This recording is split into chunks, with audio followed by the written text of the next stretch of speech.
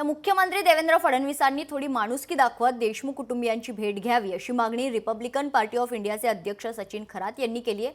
मुख्यमंत्र्यांनी देशमुख कुटुंबियांची भेट घेऊन त्यांना धीर द्यावा असं देखील ते म्हणालेत।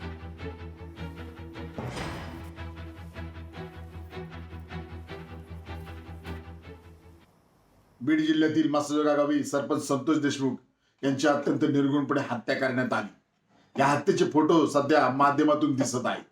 यामुळे महाराष्ट्र राज्य हादरलेले आहे। प्रत्येकाच्या घरात राज्यात एकच चर्चा चालू आहे, संतोष देशमुख यांच्या मारेकऱ्यांना फाशी झालीच पाहिजे। हे फोटो पाहून देशमुख कुटुंबियांना अत्यंत दुःख झालेले आहे।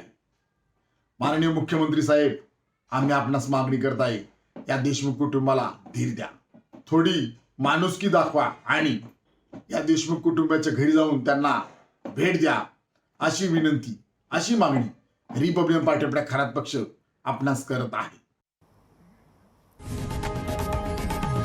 लोकशाही मराठी ऐका, पहा, जागरूक रहा।